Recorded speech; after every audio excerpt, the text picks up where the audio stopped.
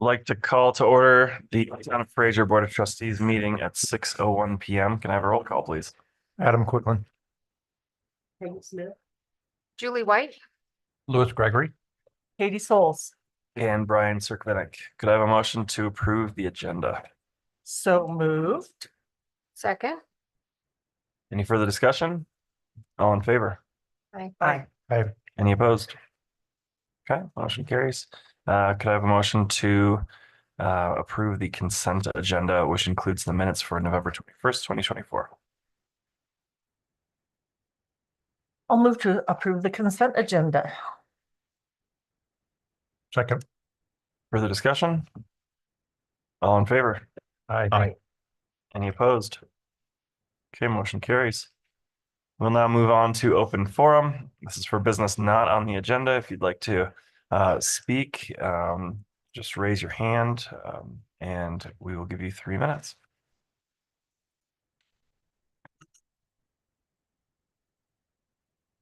Seeing none, we'll keep moving. Discussion and possible action. First one up is a resolution 2024-1201 MOU Memorandum of Understanding with KFFR. We've got Ryan and Sarah here to present. All right. How's everybody doing tonight? Good, right? How are you? Thanks for having me. Sorry, we weren't here in November. But we're super excited to be here today. So I think everybody was able to kind of look through the presentation, so I don't want to spend too much time on the presentation. The big concept that I want everybody in the town council to understand is that we're a community radio station, and we say as we're expanding, we are expanding into Granby and Grand Lake and Hot Sulphur in the spring. But our heart and soul is here in Fraser, and Fraser has always been a big partner with KFFR. And as we expand, we don't want to lose sight of that. Last year, we had a MOU with the town for $20,000. We worked really closely with Sarah Wick, and we worked close with Sarah Capanza, right? And we did lots of cool things. And it was a year where I felt like for the first time, we were doing what we believed we should be doing. We had some of you on the town council forum at KFFR Studios, which was a great success as far as we were concerned. We were at the Mural Festival interviewing and talking to different people about being at the Mural Festival. We live broadcast from the Fire and Ice Festival. We worked closely with Fraser Valley PAC to be at the Plein Air Festival. As you can probably see in the documentation, we do have a letter of support from Steve Fitzgerald in there as well. So as I want to make sure I keep this short and sweet. But you can kind of see some of those examples. Give me 1 second. There we go. All right, there we go. We were at the Fire and Ice Festival. So what we did, we kind of set the stage for this next year. We went around Fire and Ice and we interviewed people and we broadcast that event. And so this next year, we'll have some of those interviews to promote the event. We were, of course, at the Trustee Forum, and I want to continue to work closely with Antoinette and Sarah and Michael, and make sure that if there's a piece of legislation or if there's something that you guys are trying to promote, that KFFR is open and happy to make that happen. We have a public affairs show every Wednesday from 4:30 to 5, and please consider that an open invitation that any of you, I know Adam even talked about maybe doing some water stuff. Haven't heard back from you, Adam, on that, but we are interested in that. And so, please consider that an open invitation. If there is something that the town of Fraser wants to do and wants people to know about, we are open and happy to schedule that into our programming. And then, of course, the Mural Festival, we had a great time. We were kind of a second area that people could go and get information, because Sarah and everybody was over at the corner by the Conoco, and then we were over at Mural Park.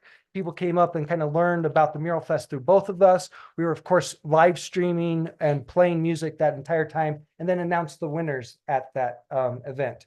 I think the on-air messaging, if you're looking at this next one, you can see this far right one with all the little dots. That's just 1 month of how often we're playing things from the town of Fraser. So we're getting that word out. We also have a social media director now that is really promoting our events online, and you can kind of see the reach of several of those on that third page. Then, of course, sadly, Steve Skinner's not with us anymore, but Sarah has certainly come on the station and done live shows at KFFR to promote different things, and if that will be open for her to do as well. The very bottom one, I know it's a little small, but you can see you have an online banner ad, and it reached almost 13,000 impressions last year, right? So what does that mean? Well, people are tuning into KFFR not only locally, but also nationally and regionally. It's a great way to reach second homeowners. This year, we've had over 23,000 unique IP addresses log in to listen to KFFR. And so that means, and that's where we're seeing our biggest growth. So if you want to reach second homeowners, if you want to reach people that are coming to Fraser, KFFR is also a good option for you there as well. Like I said, last year, I really felt like we promoted government for everyone. We promoted the town voices from the town of Fraser, and we made sure local information like the bike park. How's the bike park going, by the way? Oh, sweet. So Sarah actually came on during Brian and Ryan in the morning, and they talked about the bike park, and I was just talking with Brian. 6:30. It was a commitment thing. That's one of our most popular shows, though. So you know. So 2025, what we're asking for is the same thing as last year. Work with Sarah, work with Antoinette, Michael, and the other Sarah, and do $10,000 in event support, $5,000 of on-air promotion, and then of course $5,000 for open government. Anything that you think that is important that people need to get out on the airwaves. In 2025, I really want to boost. You're going to get more because we have a social media person. So I really want to boost that information from the town of Fraser. I am still open and willing to do more collaborations with local police, law enforcement, and any issues like really pertinent information. How do we get that information on KFFR and be nimble enough to get that information out there? And one thing I want to kind of raise too, and I'm happy to do. So one thing we did for the town of Winter Park last year is we do a Winter Park minute that covers everything that happens in the town council meetings. I think that would be good for the town of Fraser as well. And so we're airing that right after public affairs. I think it's probably Miles is doing your newsletters, or maybe it's Slate doing your newsletter. So they could send that newsletter to us, and then we could create a little 1 minute, hey, this is what happened in the last town council meeting for the town of Fraser. So I'm including all of that in this next year's budget. Just again, we had 21,000 online listeners. We're going to have 2 stations next week, or actually in a couple of weeks. We're going to have 2 stations. One's going to be KWTR, one's going to be KFFR. KWTR is actually a new radio station that's going to be broadcasting out of Winter Park Resort, and it is going to be the radio station for Fraser and Winter Park. KFFR is moving over to Granby. You will still be able to get KFFR in Fraser and Winter Park, but now you'll be able to get it in Grand Lake, Hot Sulphur Springs, and Granby. With that move, we wanted to make sure we're serving this area. And so within probably a year's time, we want to put more programming on KWTR that is about open government. Maybe the town of Fraser would be interested in airing these town council meetings on KWTR in the future. So that would be just another way to get that information out there and recorded and use that as the piece of infrastructure that we're trying to build for this area. And that's WPR? KWTR. So we're taking the idea that we're at the headwaters of the Colorado River, and so we went K-Water. And so one of our DJs is actually working with Dylan Roberts and Julie McCluskey to do a State of the Colorado River podcast that's going to air over on that eventually. And so we're trying to find a little bit more talk, a little bit more information, and then KFFR will be mainly just music and information for the And so it's still all tied in with KFFR Yeah, and our local it'd be radio that. exactly. License and what have you. Yeah, and KWTR will be at 89.1. KFFR is at 88.3. But for the first year, it'll be the same programming. And what will be nice is because it's so high up at Winter Park Resort, you can get it at the top of Berthoud and it'll come in crystal clear. All We're right. kind of playing with that idea too of Huh. water crystal clear.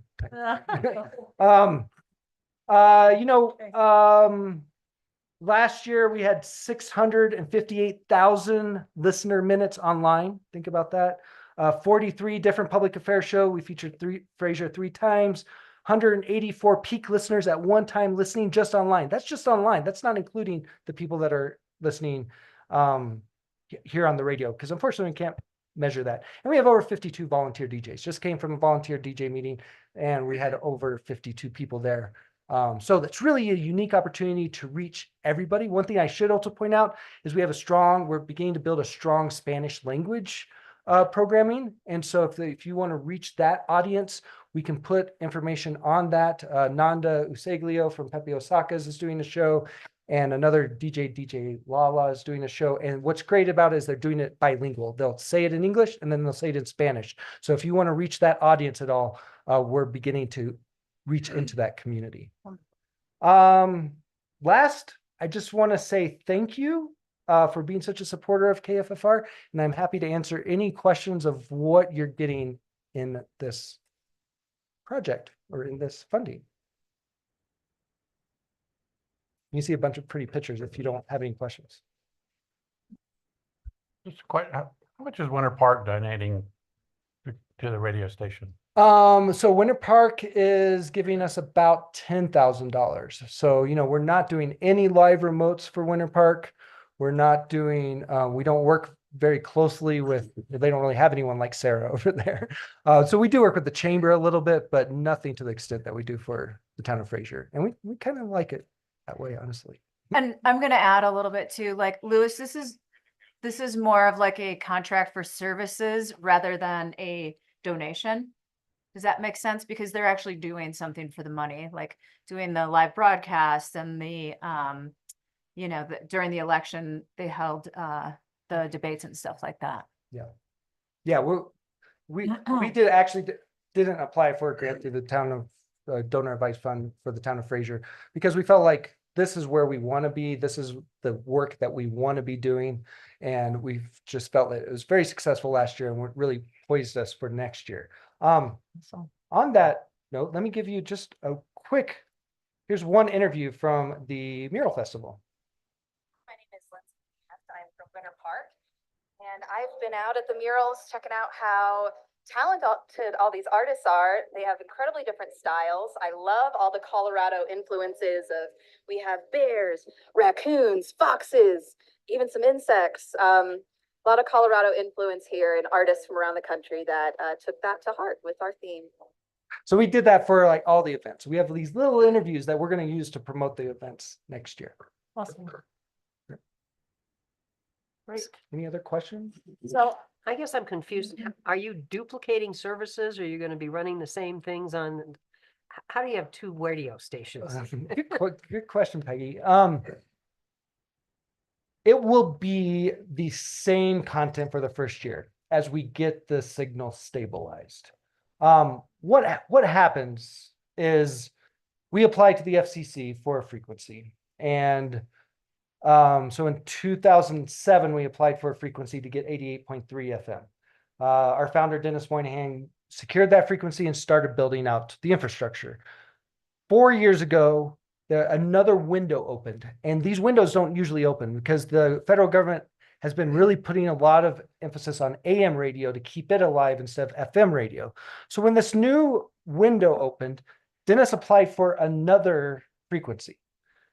And he said he wanted the frequency, the town of license, to be Fraser, because 88.3 is town of license is Winter Park. So they granted us that signal, but we have to hit Fraser with that signal because that's the town of license for it.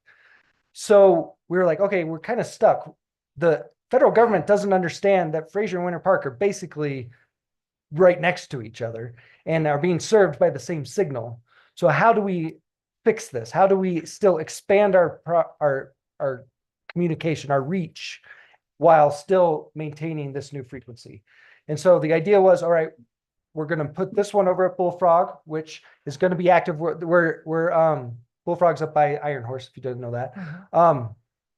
And it will go live December 21st, or we're installing it on December 21st. That's going to broadcast into Winter Park and Fraser. And so it's going to be running the same programming as KFFR. In the spring, when the snow melts, we're going to move KFFR. So KFFR is going to go offline for probably a weekend as we move it over to the top of Granby Ranch. Then it'll come back up, and then you'll still be able to hear it here, but then you'll also be able to hear it in these additional areas. So then we've got redundancy. We're running the same thing, 2 different places. What's the point?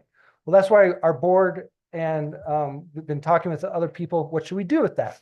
And that's where we're like, well, let's use this as a tool for more local information. You know, in many ways, we're in a news desert.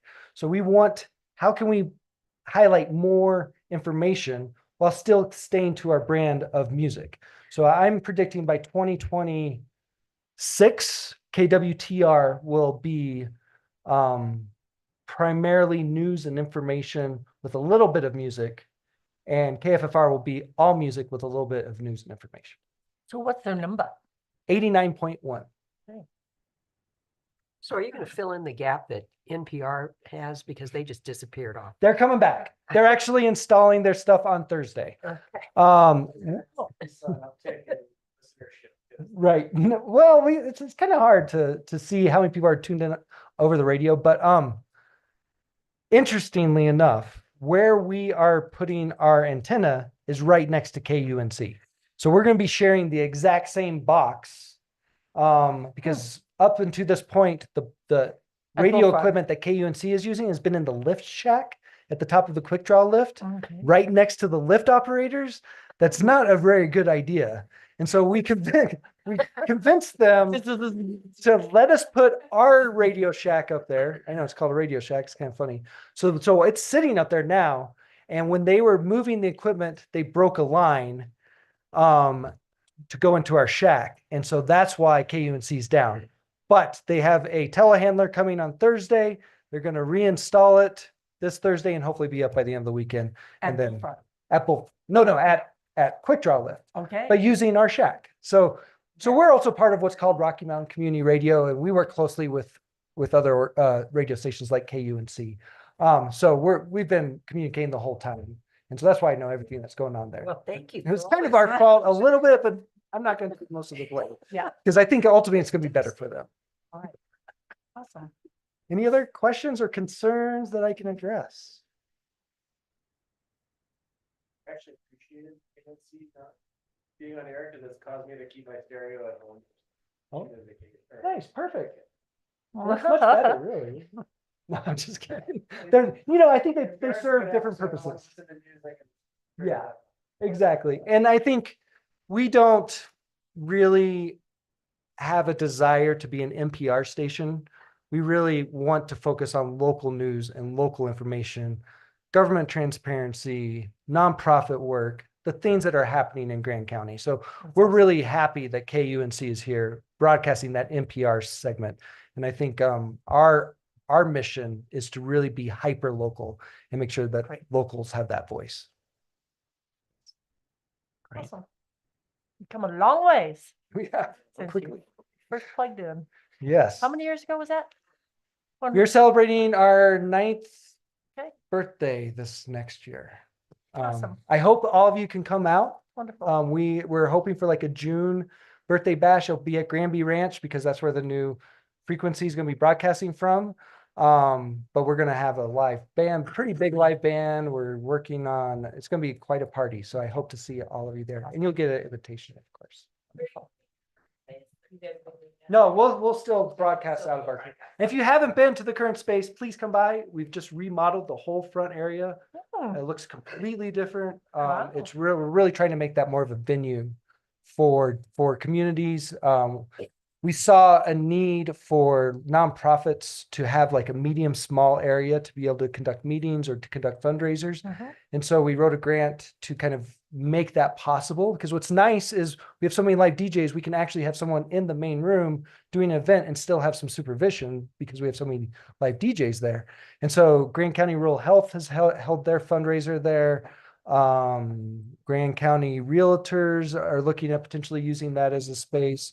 We're trying to have a Wednesday open house where people can come in and maybe do yoga, salsa lessons, Spanish lessons, different type of things like that. So definitely come on by and check out the new studio if you haven't Awesome. been there lately. Good Great. work. Thanks, Thank you, Ryan. Ryan. All right, thank you. So question for staff then, is this under the marketing line in our budget? Yes. Okay, great.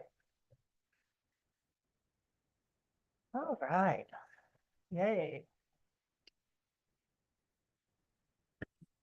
Any more discussion, board, or does anyone want to throw a motion out there? I'll throw a motion out there, resolution 2024-1201 to approve that. Our MOU with KFF, Fraser Free Radio. I'll second that. Any further discussion? All in favor? Aye. Any opposed? All right, motion Yay. carries. Thanks. Welcome. That's awesome. Okay, moving on to resolution 2024-1202, authoring town manager to sign a contract with the Winter Park and Fraser Chamber for marketing membership. Sarah.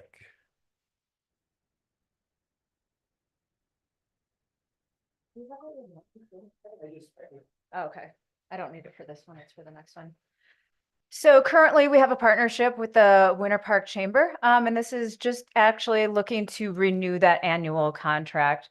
Currently, the terms are a link to explorefrasercolorado.com on their website. They also do marketing for the Fraser events, and also we can put marketing materials at the chamber, and then you all get tickets to their events. Like they're limited, but you definitely do. So from my point of view, it's been a good partnership. We've had it for the past year. We were just kind of paying them for stuff that they were already doing. I've seen some traffic from their website to ours. It's not outstanding, but it's something. So I think we can tweak that a little bit. Right now, it just says Explore Fraser. I think if we put our logo on there, it'll draw more attention to it and maybe move it up on the page a little bit. And I did attempt to have a meeting with executive director of the chamber, Catherine Ross. And we had to reschedule because I was sick and taking care of my sick son at home and had to cancel that meeting. So I'd like to have a sit down with her to talk about things like board positions and what those different things can look like. And to have that availability, know what the cost could be, if there is a cost associated with that, and just kind of talk about some of the different levels of membership.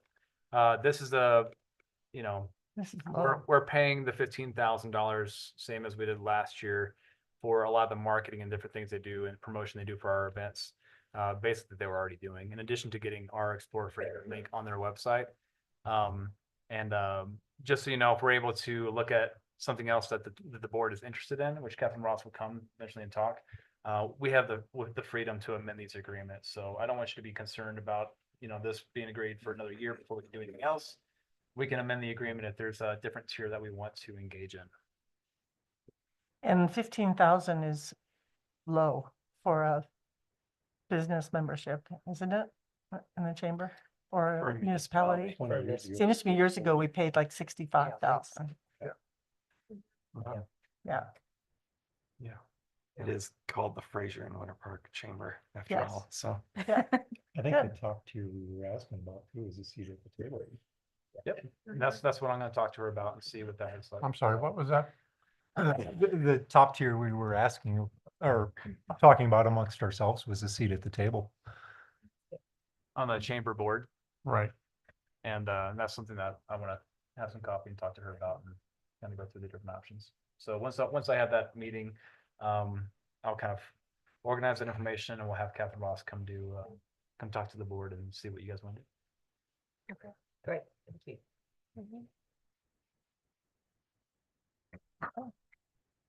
Okay.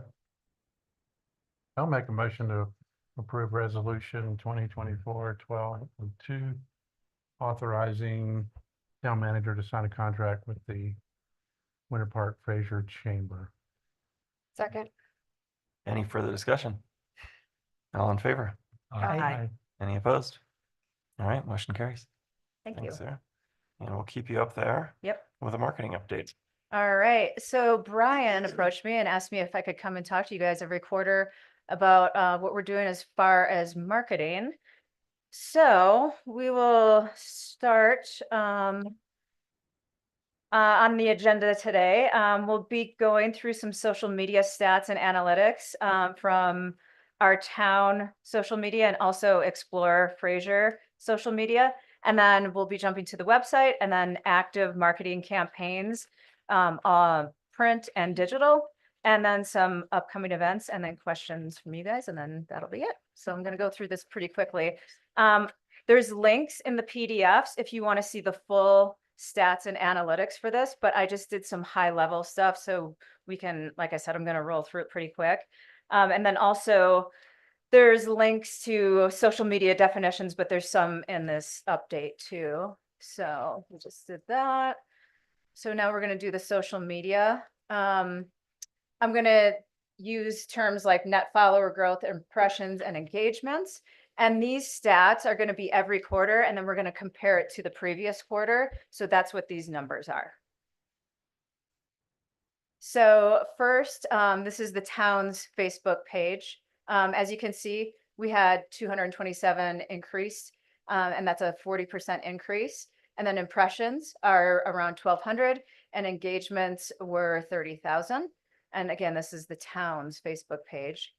Yes. So is that an increase in the last 3 months? Or this year? Exactly, exactly. So From the last basically quarter-ish. Okay, So cool. if that's consistent, that's 1,000 more followers a year. I mean, The net follower growth, yeah. that's the people that followed us and then unfollowed us. It's the net of that.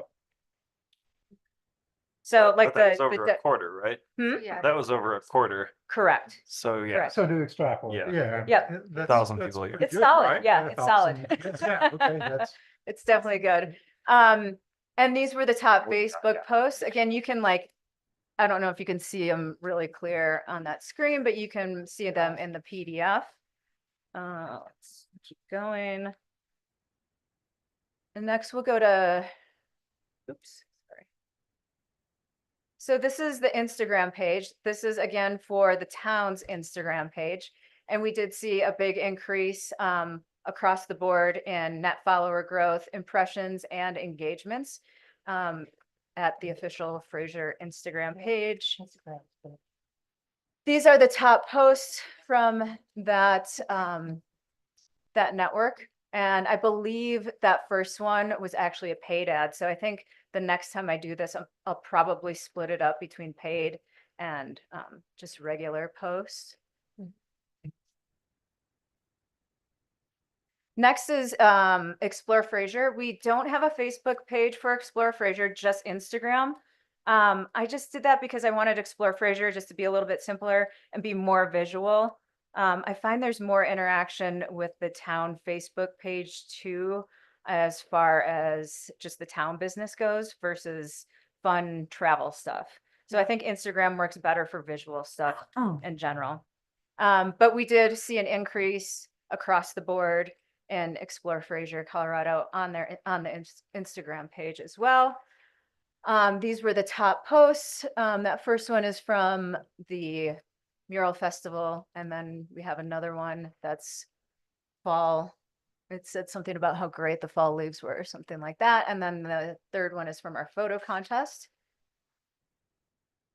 So YouTube is kind of where we fall short.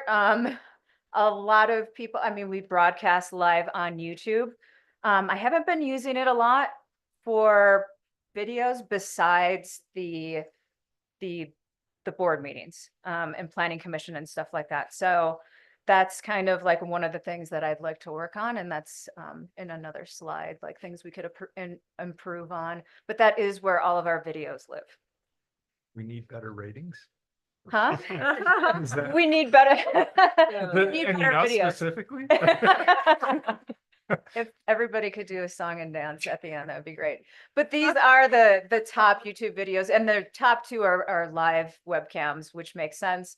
And then the other one is the marketing video that we did a few years ago, so that probably needs to be refreshed anyways. But we do get a lot of action on those webcams. So the marketing video though, that was updated at the end where they have the sunset on the new logo. Is that on that one? 'Cause I saw the No, Facebook video and that was fabulous. yeah, That was no, this is before that one, actually. Okay, Mhm. that was really cool. So this is good things across all of the platforms. There was a steady increase on everything, which is good. It seemed like posts about the community events and also things that Public Works does, plowing, putting up the crosswalk signs. People love that stuff. Any type of improvement in town, and then just mixing it up keeps people engaged. As I mentioned, more video. Video is it's effective, but if I don't use it, then people aren't watching it. I'm also lacking on the call to action stuff, and post consistency isn't. It kind of fluctuates, I guess. And then YouTube is underutilized. Any questions on social media? Stuff. Yeah, it's been increasing, so that's good. Just so that you know, when I first got here, the town Facebook page had like 131 likes or something, and now we're just shy of 5,000. So just letting you know, I think that the work that Sarah's been doing has been fantastic and really drawing a lot of focus to Fraser and the local business community in our events and in our board meetings and planning commission meetings, and getting that local community engagement. So Yeah. it's The new come a Christmas long lights, way. get those on there. Yeah. love- And I also did a comparison, like I just plugged everybody's profiles in to compare us to Winter Park and Granby too. And we're kind of blowing them away. And we're working on way less of a budget, I can imagine too. So, and I'll show those stats next time. Good as go, well. girl. Mhm. That's great. All right, so websites. So we have two websites. We have Fraser, Colorado. That's the more town-centric one. And then we have Explore Fraser, Colorado, which is fairly new. And that focuses on businesses and tourism. So we're going to go through that. Fraser, Colorado, monthly visitors are almost at 3,000, but it's 2.8. Average engagement time is 30 seconds to a minute. The top visited pages are the homepage and the webcam. And then our top audiences are Denver and Fraser. So Explore Fraser, which is fairly new, it gets monthly visitors, 3.3 thousand, and they're sticking around pretty long, so about 4.5 minutes. Wow. And then top visited pages are home and the Mural Fest page. And you can see our top audiences are Colorado, Texas, and Missouri, which isn't super surprising. Yeah.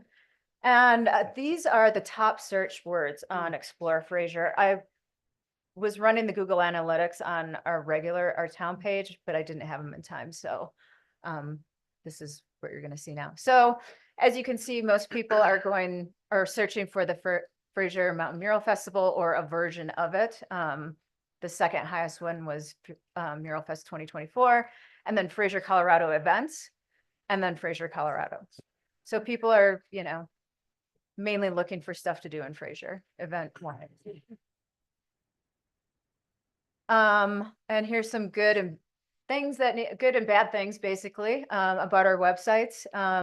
Both experience a noticeable uptick in visitors, especially during promotional campaigns. Like I said, a lot of people are looking for events. And the majority of visitors access the sites via mobile devices, and those performed well on the mobile devices. And then the needs improvement, there's some highlighted stuff that I have here. FraserColorado.com could benefit from more frequently updating news and project status. And then also the navigation on our town page, I feel like is a bit confusing. So Antoinette and Sarah and I are going to work on that as well. I feel like some people go there and they don't know where to look for stuff. So we're going to work on that. Right. So. Yeah. In the, that section on Fraser and people looking for things to do, Mm-hmm. can we have, like, and I think we talked about this before, a list of local businesses that We have do. a link to what they're doing, that just highlight, virtual golf, click on this, or, that sort of thing. So our businesses that are in Fraser, that are Mhm. our businesses, that we get their tax from, Yeah. that we somehow have a, in that section on things to do, Mm-hmm. if they work with the public in any way, to be able to have a list or something fun, and then be able to, somebody could click on it and would just link to their sites. Like a calendar Um, or just their business. might just be their business. So we do have, it's called Find It in Fraser. It's Okay. it's on Explore Fraser, Colorado. Okay, You just go to Find It in Fraser and it's a list of all the businesses, and then Okay. Cool. you can filter them out depending on restaurant or services or something like that. So Okay. it's there. I'll look in there. Mm-hmm. Where are we? So these are the ad campaigns we have running. There's also one that I don't have listed, which I completely forgot about. I'll mention that right now. It's in the buses, the lift. So that's an addition to this. We also have a full page ad in Explore Grand. And then I'm running a campaign online through social media for Explore Fraser. And that's basically promoting winter activities and cross-country skiing. If you click on that link, you don't have to, Caitlin. You can see how long people get, basically how many people get through the whole video, and the average watch time is about 3 seconds. So it's just interesting stat. And that could be the content. It could just be people that, they need videos that are 2 seconds long, like TikTok videos. So I'm actually thinking about how I can make that a little bit better. And then we'll be doing a full page print ad for Fire and Ice as well. So these are all the things that I'm working on, mainly Fire and Ice, and then all of the stuff that I mentioned, fixing navigation. We also have a blog on explorefrasercolorado.com where I can drive traffic to. So during the fall, for example, I posted a picture and said, hey, come visit Fraser, during the fall. And then it drove them to the blog, and it had different spots where you could view the Fraser foliage, like best spots to do that. And there was a lot of traffic that went there. More video, of course. Having more of a calendar to schedule social media. There's also a page that's hidden on Explore Fraser that's called Become a Local, and that's for businesses and people that want to move to the area. Again, utilizing YouTube, potentially putting another live camera, since people seem to like that. I just don't know where. And then the last one, there's some printouts in front of you for the town entry monuments. Those are just rough designs to get your brains working. The next time we talk, we can discuss that a little bit more. Okay. Oh, and then there's a preview for the Fire and Ice swag. And you guys actually have the keychain. So ordering hats, and the socks are pretty cool because one is blue and one is red. So one is fire and one is ice. So the pair are 2 different colors. And then some insulated mugs and hats, of course. That's it. Awesome. Cool. Any questions? I was just clicking around on explorefrasercolorado.com. Mhm. It's a really cool site. Mhm. It's really, it grabs your attention. I like the upcoming events. I did notice in the little map, you've got Mural Park listed. But for like 11 months out of the year, we don't have any murals. Do you think we should hold on to some murals and keep them in Mural Park so that people don't go there expecting to find murals? Well, or we could rename it too, but I mean, that was just the name that it's been given, or we defaulted to, because that's the first place where the Mural Fest was. Yeah. I think it'd be cool to have some there year round. I don't know how we would, I mean, don't they Yeah, with all the just, snow, they use it for snow removal and push Yes, that's snow a and permanent structure there. parking and. You can get I guess a reprint of something. There's a mural up in Confluence Park. It's an old mural. That's, where the bench is along the river. Mhm. in It's- Winter Park. Yeah, it's not the original mural, but it's a copy of the mural. You know what I'm saying? You know what I'm talking about? No. I don't. I'm good. Kind of behind Hideaway Park. Run all the way down the. Yeah, Fraser there's a, River Trail. right, Confluence Park, Okay, where, what is it, Vasquez Fraser, and Fraser Vasquez. come together. okay, There's a little boardwalk there. Okay. And there's a mural there of an old mural. But it's a copy. okay. You could do something like that. Hmm. Question I had, I'm looking at Winter Park's website and, I'm up there a fair amount. And I don't, it seems like that's a missed opportunity to advertise through the resort or have something, there. Some way to advertise or market through the resort or partner with them or Yeah, no, buy I like that idea. space I or definitely can something. look into it. That's a great So I- suggestion. I haven't noticed any, What do we have? Don't we have something on the buses that you Yep. go Mhm. through? Yeah. but I mean, at the So like on resort. your At the things to resort. do, Town of Fraser, and have a link to And they explore have Fraser. like the kiosks at the resort too, I think, with like different stuff that you can do that. Mhm. Yeah, We have Explore Fraser, I think, advertised on the buses, don't we? Yep. Yeah. Mhm. cool. That But doesn't maybe- get a but lot of they action. advertise stuff that families can do, like, the tubing hills or Mhm. cross country or, whatever activities we have here. Just a Well, they, thought. Yeah. the resort and the chamber all partner together and share resources, so it's kind of, when we unlock the key to the chamber, you're gonna So get that's part of that. discussion.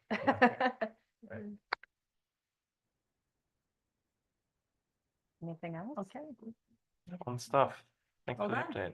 Do you want any more information, less, different? So we're looking at having this for Sarah to provide a quarterly marketing update.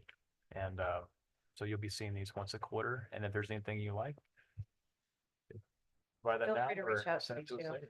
Yeah. Questions? It's a good start. And Yeah. I can't think of any changes off stuff. Yeah, so and now that you've got it started, is it will it be very time consuming for you to prepare it as No, it is? no. Okay, good. Perfect. No, I can just plug in new numbers as they Great. come through. So Okay, it's cool. fairly easy. Wonderful. Great, thank you. Okay, Sue. Thank you. thanks. Good job. Okay. Ordinance number 516, short-term rental fire inspection and permit number. Antoinette. Thank you. So we brought this before the board, gosh, I don't know the exact date. It was about a month or two ago. And the board had asked about the liability for the town regarding short-term rental inspections. So I did work with East Grand Fire and our attorney and their attorney to implement better risk management for the town. So within the liability that the East Grand does. So first I'll start with, so what we're looking for is East Grand is wanting to implement a inspection for all short-term rentals within Fraser, Winter Park, and Grand County. And within that, I'm also asking that we advertise on our short-term rental permits number be listed on all advertising platforms. It will help us manage the short-term rental software platform much easier if we can identify people that are licensed and not licensed with that number. So that's so anybody that goes in to look at a house that's on a short-term rental Mhm. or condo, Yes, that number will be attached to it. correct. And it makes it easier for you guys. Correct, much easier for us. And that's already required for a lot of towns. Yeah. It's just something that we want to implement also. So the reason that East Grand really wants to implement this fire protection or this inspection really is for safety of the people that use the short-term rentals. It's not just for fire, it's for safety. It can include items in that may not be so obvious to a renter or to East Grand should there be an emergency and they need to show up to the home. It can have things such as they'll check and make sure that there's correct fire extinguishers and carbon monoxides and egresses. If they have things like a fire alarm, they might be requested to provide that information. If they have electrical fences around their yard, They can put that in their inspection. So it's things that are obvious and things that may not be so obvious, to help them, when they do have to show up for an emergency. And then, so, And in hindsight, I Mhm. remember at the very beginning, when we were Mhm. starting the short-term rentals Mhm. and monitoring them, it was the towns that said, the fire department, we want you to do these inspections, as I recall. well, so That's where the pressure came from initially, and For- and they're for the like, fire "Okay, we'll department. make this happen." So we do have it written in our code, per town code, any entry and inspection shall be permitted between the hours of 9 and 5 p.m. to provide the property manager of the short-term rental. So they have 7-day notice of the intent to notice inspection. Property manager or other designated representative is required to coordinate with emergency services personnel on the subject property to provide access for compliance inspections. Compliance inspections will be conducted at random or public safety concerns have been reported. So that has been a part of our short-term rental code from day one. So we have always had that written in. So now we're just really taking the time to increase that to make it actually be a requirement. So so this resolution would adopt a requirement of inspection for short-term rental vacation rentals. This would be applicable to any property, however defined by Grand County, Town of Fraser, or Winter Park, which is intended for use of one or more persons on a rental basis of structure, mobile home, mobile property, boat, or parcel of occupancy, which may be listed for daily, weekly, or monthly rental as a vacation property for use as an individual or other owner as such structure. So the inspection shall be conducted online by the property owner or the representative of the property as a self-inspection. This will require an upload of pictures for items required for the inspections. It could include such items as smoke detectors, carbon monoxide detectors, fire extinguishers, ingress, egress, or other items deemed necessary. For the purpose of this inspection, East Grand Fire District to use as data collection for access and life safety features. The East Grand Fire District does require a fee for the inspection of the short-term rentals, and it's $100 per inspection. At this time, it is an annual inspection. If things go well, they may down the road reconsider that it may or may not be an annual inspection. And if the homeowner is able to upload all of their documents, the fire district feels that they are meeting the requirements of the program, then they will issue an inspection certificate saying that they've passed their inspection. If they are not able to upload everything, East Grand doesn't want to work with the homeowner to help them get into compliance before they would have to do an in-person inspection. And so far, they said they haven't had to do any in-person inspections. And this is live in Grand County right now, but not in the town of Winter Park just yet. So if they do have to go into the home to do the physical inspection, you do have to actually pay additional funding for that. It's $160 for a studio or a 1-bedroom, $260 for a 2 to 3 bedroom, and $360 for a 4-bedroom plus. So it's really, it's up to the homeowner to make sure that they're able to provide the information. Now, my understanding is they'll do sort of a geo fence around the home when you upload your photos that won't allow them to upload a photo that maybe they've taken a photo and they're trying to do this in their home somewhere else. You actually physically have to be at the home in order to upload those photos. So that will be, I envision probably mostly it'll be the property management companies doing these, which is the majority of our STRs are managed by a property management company. So once they receive that certificate of successful inspection, we will require that on our short-term rental platform, that part of their process of renewing or registering a new STR will be that certification, that will be required annually along with that renewal for the inspection. And then I'll come back to, so the last time we came back, there was the question of liability of the towns. So we did have it updated their release. So 2 things that they've added. Number 3, a portion of it says the district and its personnel shall provide comments on any shared data and recommendations for areas where the owner may self-correct identified issues in advance of any inadvertent injury or damage to person or property. However, the district, the town of Winter Park, the town of Fraser, and the county of Grand, collectively called public agencies, all as jurisdictions with certain defined regulatory authority over land uses within their jurisdiction boundaries, do not through such review, guarantee the condition of the property to be safe from all hazards, whether known or unknown, and the owner holds harmless the public agencies from any liability, claim, suit, or demand related to or arising from the use of the data and any other corrective action or not taken by the owner as a result of such evaluation. And then Question, can you put this up on the screen? Or is all the like? It's I one of read the, it. Well, I'm thinking for anybody that's watching out there too. Yeah. So, who hasn't read it? It's on the website too. Yeah, Yeah, it's in the I did read it. packet. but, It's you the know, it's nice release. to see and read Yes. for folks, at least for. And Yes, that- thank and- you. Do a full screen on that. Antoinette, from our conversations with East Grand Fire, they're looking to also validate the number of bedrooms at each short-term rental They will validate the number of bedrooms and provide that on the certificate. and put that on a certificate also. So that's, I think, one of the biggest Scroll concerns down we've to the had release section.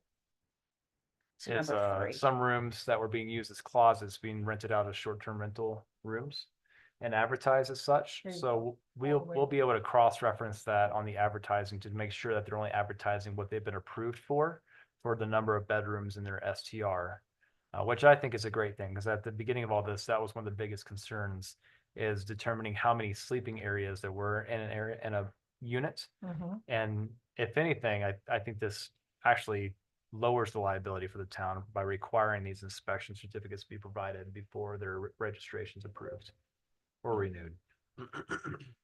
And we have had to work with East Grand on some homes that were not meeting what we felt were a bedroom. But we have worked through those issues with the developers, East Grand Fire, to determine what are bedrooms and what are not bedrooms. So we have been able to clear some of that information up. So there's quite a few new properties in both towns that have a sleeping closet, Yeah, no window, no, no closet. Not that a closet really makes a bedroom, because some people try. so, Yes. but I mean, this is basically a little bunk space, Mhm. and a lot of people are putting them in. Yes. And I don't know what's happening with that space being counted, because So something can be considered a sleeping area that's not considered a bedroom. And they don't pay for that as a bedroom, and they're not allowed to advertise that as a bedroom. An area like that cannot have doors on it because it's a safety concern.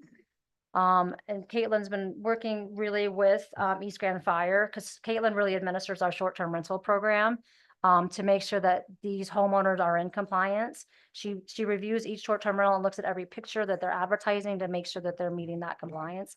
And if they're not, then she does contact the homeowner and say, this is not a sleeping area, or you have your beds in front of the window, you have to move those. So we are working with the homeowners to make sure that they are in compliance. And we have had a specific scenario just like that we actually did work with the East Grand Fire on it. They went on site, they did an inspection, they talked about the types of doors that could be on those things.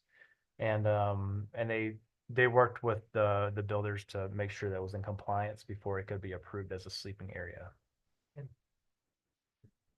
Wait, I thought you They're just not said no bedrooms, doors. but they have You have to two have bedrooms. doors. It's some of them, That's great. so there's some that are called a den, there's like a no window, so those are considered a sleeping area, and they have the slider Yeah, doors. those are okay? So those are okay, Okay. yeah. Those have the sprinkler systems in the rooms, so that's why they were deemed to be okay. Yeah, they have to be sprinkled, I think. Can't is be, part of it. Yeah. the doors can't be like lockable. Mhm. Correct. And then we have some that literally the bunk beds are in the closet. So they can't have doors on that. And it's not a separate sleeping area within a room. And then we do also have in our ordinance currently that there's a maximum number of beds in a bedroom. So you're allowed to have, what is it, two plus per bedroom plus 4 additional people. in the units total. Yeah, People per Per bedroom. but- bedroom, plus 4 additional people. 2 people per bedroom, plus an additional 4 for the unit. So one bedroom place can have 6 people. Okay, cool. One bedroom. Right. Yeah, so we are working again, and we also try to educate. We don't throw the hammer down on people. We do really try to work with people and try to get them in compliance to understand what our ordinance says. So that's really important to us. And then the other part of the lease and waiver that was added is number 4. The owner waiver, release, and hold harmless. The owner takes full responsibility for representing the condition of the property and any known risk to the best of their knowledge. The owner expressly releases and waives any claims for property damages or personal injury by the owner, its successors, assigners, heirs, or representatives, visitors, or property owners or property managers arising from or relating to the owner's self-disclosure of the data and the district's use of the data for the inspection process.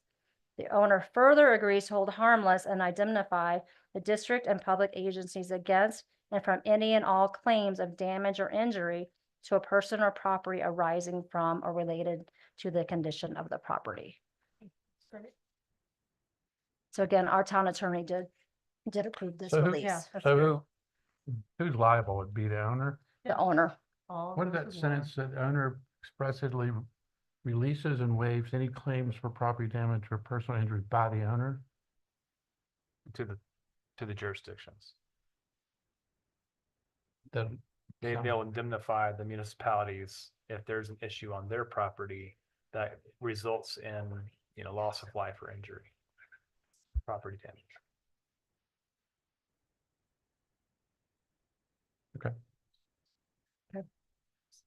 So before you have, ordinance 516, which does change our code a little bit. It does add, section A6 for all short-term rental registrations and renewal after February 28th, 2025. A certificate of valid inspection from East Grand Fire Protection District, is dated within the previous 12 months is required. So we wanted to give a little time. This ordinance does take 30 days to go in effect. Then that gives us 2 months to advertise and notify all of the homeowners of the new process and what we have going on. How And then many have gone through it? Have there been I units that have don't, gone through inspections yet? I don't know from the county. I'm not sure. Okay, I know that they did have to hire quite a bit of new staff in order to manage this program. okay. Yeah. It's a So good can question, East but I'm not sure. Grand handle an onslaught in 2 months? Well, yeah, I did talk to Ryan and he Okay. agreed on the date. He said it Okay, was fine. cool, perfect. Yeah. And because we do a rolling renewal, so it's a monthly, All right. so each month, and certain months have more than others. Gotcha. It seems like January, February have Perfect. more, so Not it's a all little at spread once. out throughout the year. Great. So Yeah, add to that, Yes, yeah. is there any, this is a fire department originated thing. Is there any need for the other emergency services to have access to this information, like the police department or EMS or, I mean, should it be shared broader or? I guess that's a good question to ask. So the fire department would have contact with the police department if they did need that information. Because they respond at the same time. Mhm. Police are there with the fire. So if they've got information that is useful, they would Well, have it. I'm thinking of anything outside of fire that would have Yeah. emergency personnel go there that this information might be useful for. Well, Where the then you bedrooms wonder are, if how many it's- bedrooms, that kind of Yeah. stuff. I don't. Just wonder about just a question. privacy, I didn't know if, we have other emergency services that maybe this information is thought. valuable to them That's- in another perspective or another lens. Mhm. I don't know. With our new platform, it's not live yet to the public, but it's something that we've built in is that we can have emergency contact information available for each STR, which we've considered we would just give that to the police and the fire department and probably EMS, but not be available to the public at large. So at least they would have some contact at least. information. That's a good start. Yeah. Okay. may go to the broader question, is the police and fire share information? Do they have access to each other's systems? I don't think so. No. So you wouldn't know.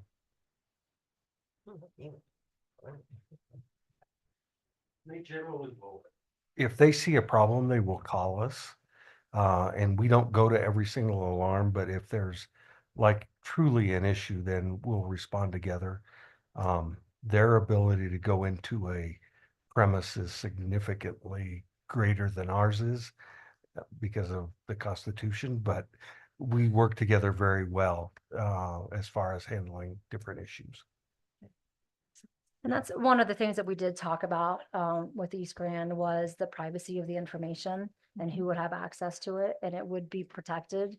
Only their, I think it's the top tiered person that's on the call, and I know their lieutenant, I'm not sure, I forget what they call them, is the person that would have the access to the information. It wouldn't be every single person on the fire department. It was like the shift commander kind of thing. Yes, exactly. Right. Yep. It's coming along nice too. Good work. Yeah, thank you. So then, I did also add in here, property owner or designated property manager responsible for the management of the property shall maintain a current business license or a short-term rental operating license. So it's again, that business license, a property management company has one business license for all the properties that they manage. If you self-manage your property, you have an operating license. This is something when we updated our ordinance before, we didn't add this in, so it needed to be added in at this time. And then we also added the short-term rental registration permit number shall be posted on the rental advertisement platform and or listing. So those are the changes to our code. Does anybody have any additional questions? Thank you.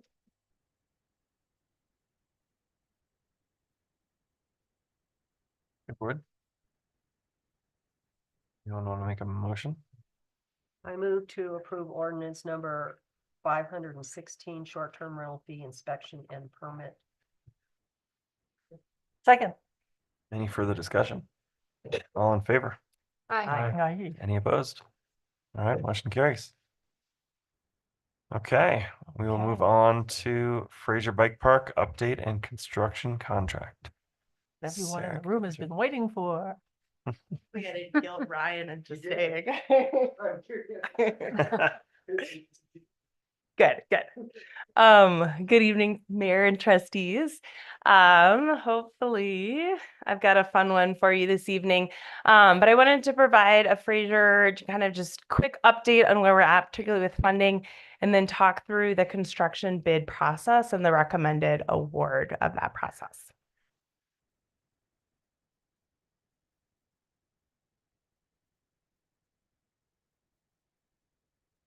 So I'll give you a brief funding update, again, talk through that bid process, and then you do have two resolutions in front of you this evening, approving the town manager to enter into a contract with Avid Trails for services and construction of the Fraser Bike Park, and resolution 2024-1204, supporting the Great Outdoors Colorado grant application for the Fraser Bike Park. So as you all know, this bike park is part of the larger Fraser River Corridor Master Plan that was completed between August 2017 and April 2018. That plan laid out goals to kind of conserve the larger Cousins Ranch open space, most of it in its natural state, and then to develop recreational amenities kind of centered around that Lions Pond area and that first reach of the open space closest to Safeway. So this is where we're looking to put the bike park just kind of south of that South Lions Pond area. We've completed a number of items in the master plan implementation up until now. Most recently was completion of the Mary Ann's Loop Trail and the bathrooms at the Lions Pond. And so next up, we are looking at the Fraser Bike Park and looking to move forward with construction in summer 2025. So crucial to that has been making sure we have enough funding. The town of Fraser had committed $150,000 for this present budget year that went largely to paying for the conceptual design, the design of the parking lot, and then burying the power lines. So that amount is not represented here. This is focused on what is kind of still left to go towards construction of the bike park. But the town of Fraser has committed about $175,000 out of next year's budget.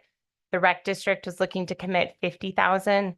We were awarded the CDOT Main Street Revitalizing Main Street grant for $250,000.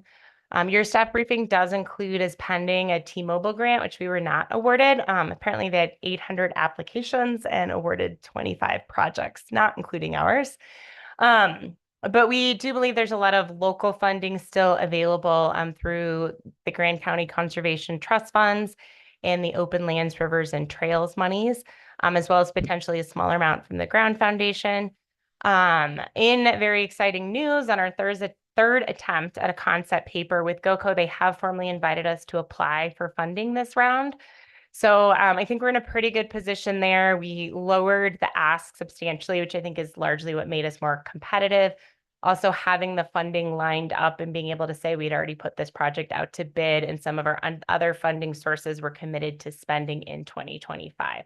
So it really kind of rose the urgency of this project in terms of timeline and why we're requesting funds now. 389 then is the ask with GOCO? Yes, I Awesome. could possibly modify that between now and the application. So as I'm working through that, but it'll be about that, around that kind of $400,000 number. So if we were to get that GOCO grant, as well as the different local grants, that does put us at around $1 million, which would put us in a great position to complete the bike park, hopefully in full this coming summer. So the Fraser Bike Park construction bid process, we did publish an RFP on October 3rd, and that process closed November 7th. We received 2 bids, one from American Ramp Company and one from Avid Trails.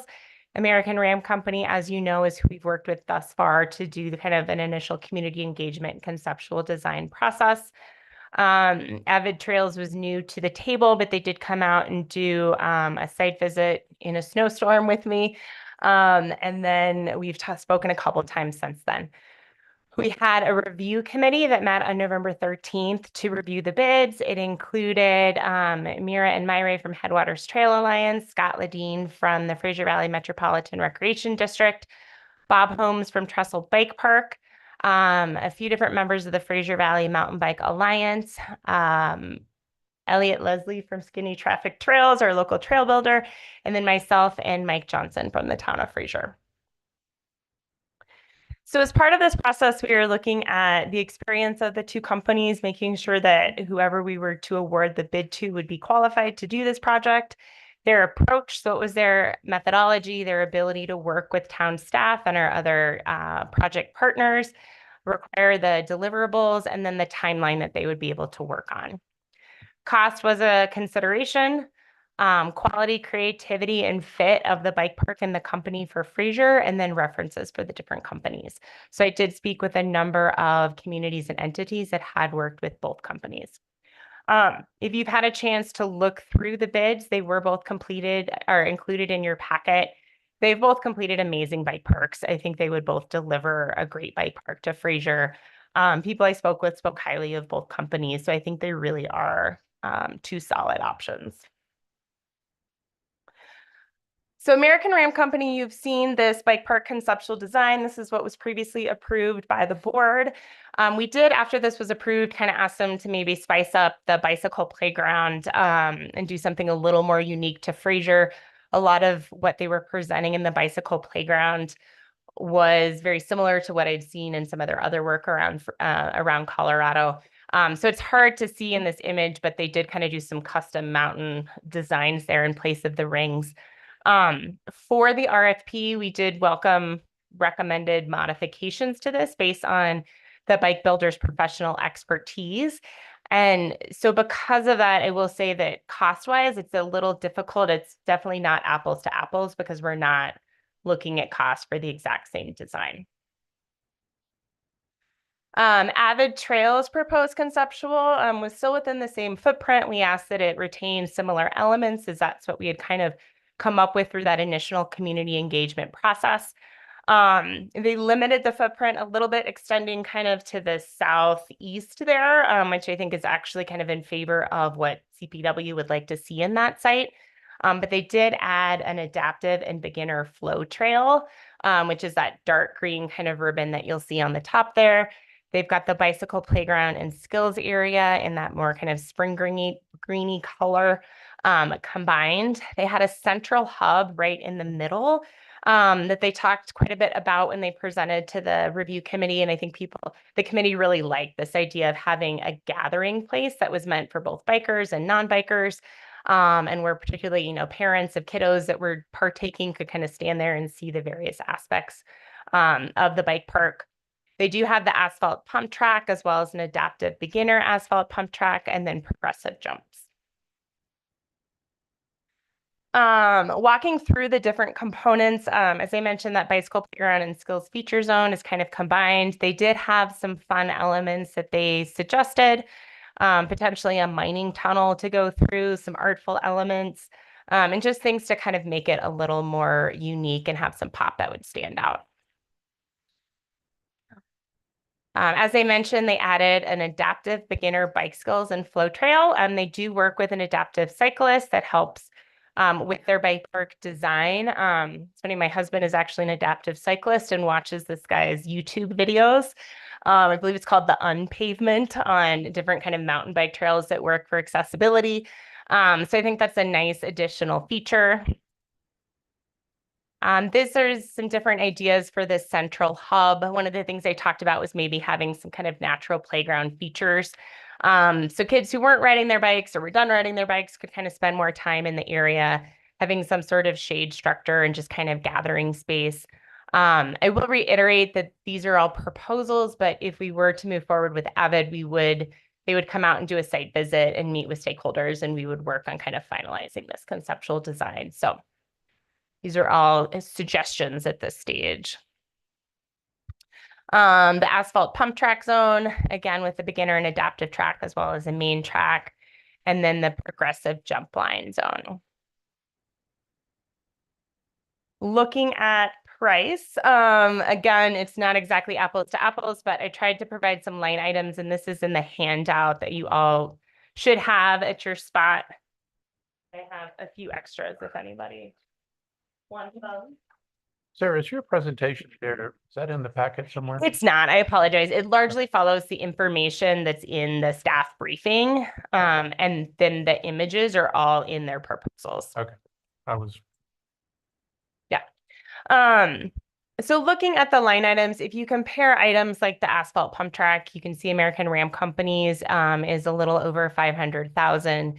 Whereas Avid Trails is about 300,000. The progressive jump lines, 281,000 for American Ram Company, 116,000 for Avid Trails.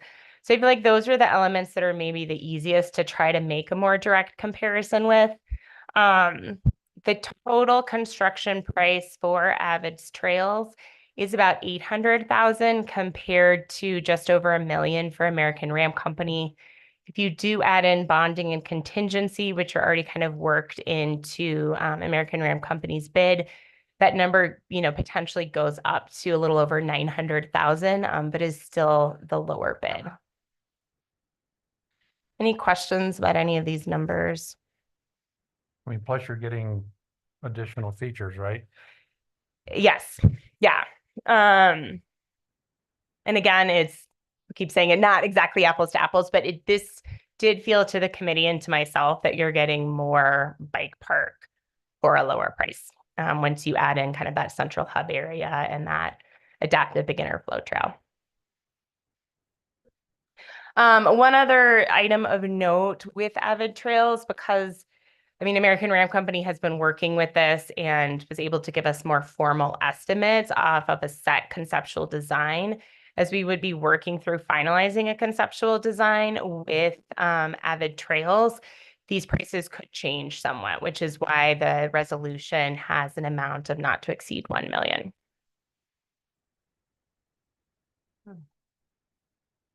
So overall, the committee, they were definitely impressed with American Ram Company's experience with asphalt pump tracks, especially in Colorado and especially at this altitude.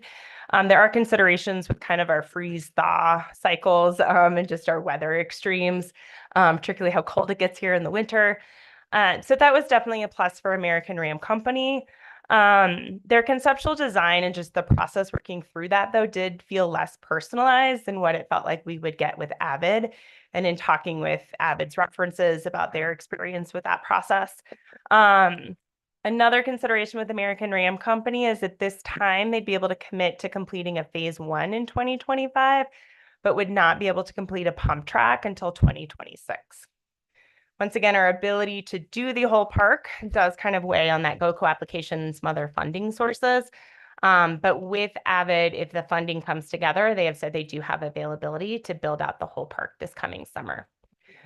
And then American Ram Company had a higher project cost of, about 100 to 200,000. Avid Trails, we felt like they had solid experience overall with bike trails and parks and pump tracks. The committee really liked their focus on creating a park atmosphere, and again, kind of blending it with the overall Fraser River Corridor master plan and other things that are going in that area. There was a focus on landscaping and just kind of the aesthetics, and again, creating a public gathering park space versus something just for bikers and just kind of a dirt lot. So that stood out of feeling like a more personalized approach to the design. The committee really liked the conceptual. And then it was also seen as a bonus that if we do get that funding, that they are in a position to build out the whole bike park in 2025. And then lastly, they do have the lower cost estimate. So the recommendation from the committee is that we do go with Avid Trails as the lowest priced qualified bidder. Any questions or comments? And we do have, I know some members of Avid on the line. What about their warranty of their work? Yeah, How so fair? it's for different components. Their warranty is actually a bit longer than American Ram Company. So it says I can find 2 year it. standard, 3 years limited. Yeah, and American Ram Companies was, I think, 10-year for their prefabricated features and 1 year for the pump track.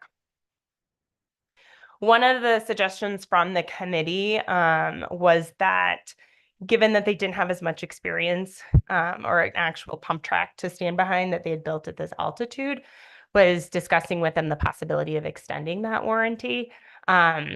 And so that's something we would talk with Avid about as we negotiated the final construction contract, but that was something that they said they were open to discussing. Yeah, I mean, I guess that could be maybe a buy up potentially if it's a lot lower bid, but I think that would be important if they don't have that much experience with, this type of climate.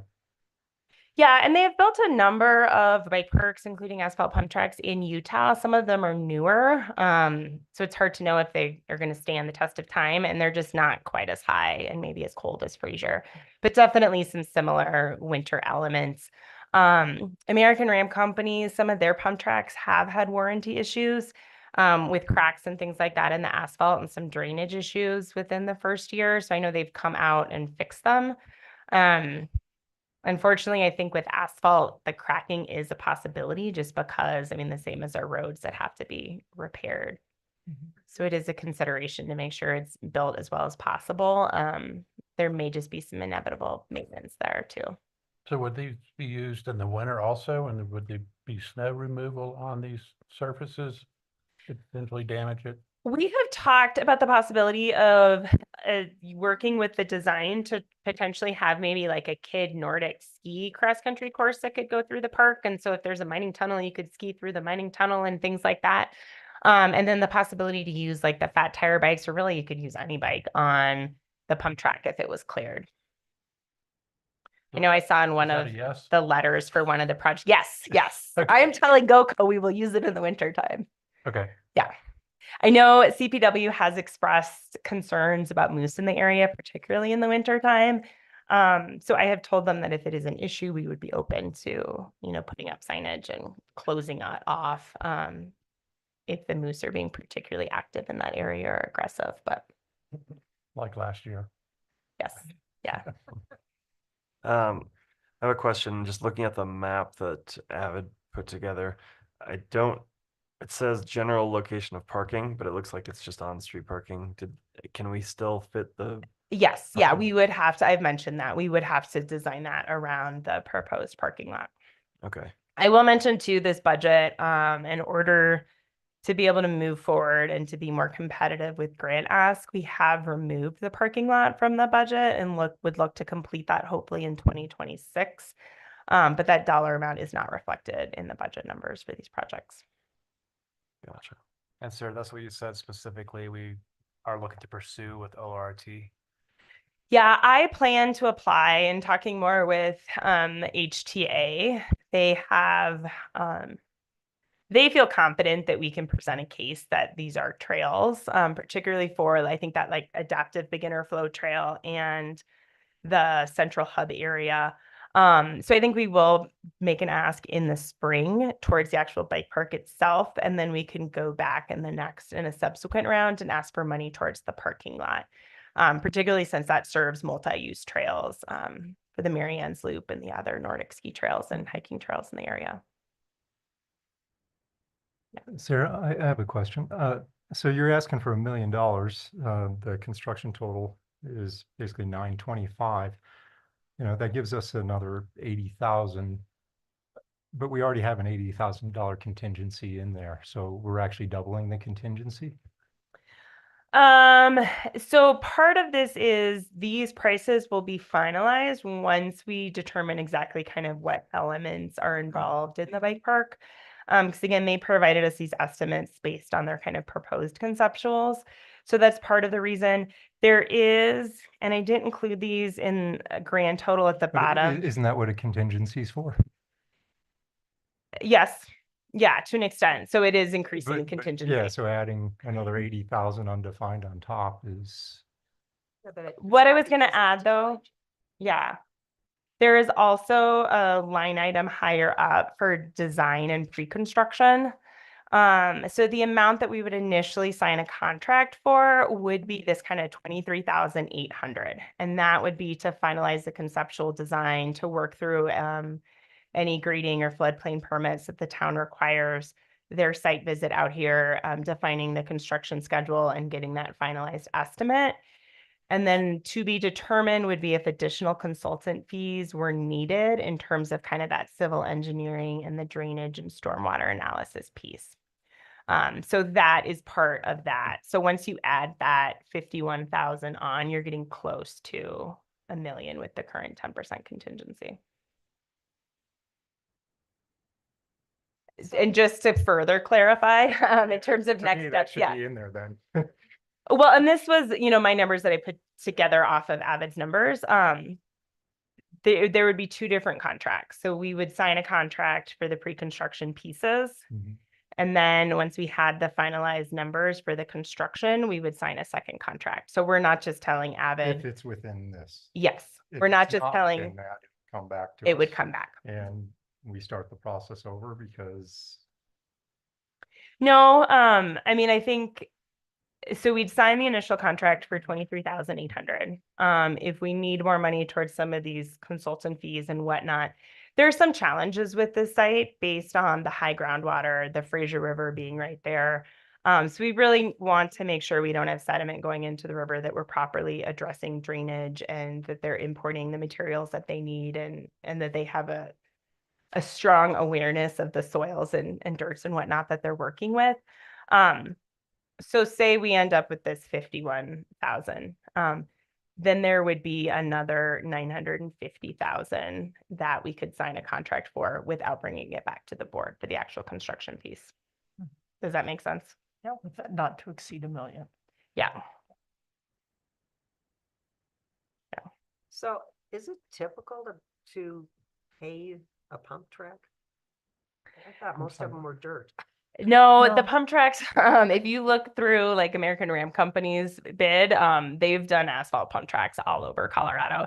So they've become increasingly popular. In part, they don't require the same level of maintenance. Like the dirt features require a ton of maintenance.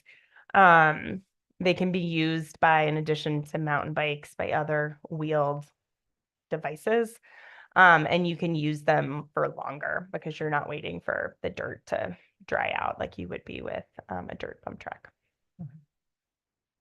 That makes So I know, I sense think to it was me. Boulder at their Valmont Park. You know, they had a letter of recommendation, it was actually for American Ram Company, but it was talking about how their pump track, the asphalt pump track was their most popular feature. And, you know, people, they'd have volunteers there shoveling the snow off it and riding it, you know, the day after a snowstorm.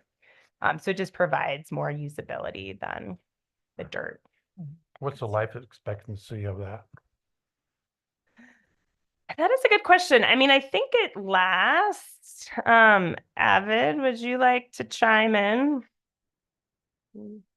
They are, okay.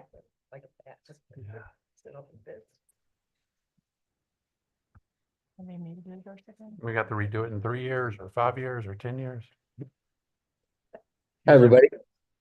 Hello. Hey, I'm Jay Heschler with Avid Trails, and you got one of our landscape architects, Mike Cheney, as well. L'Oreal.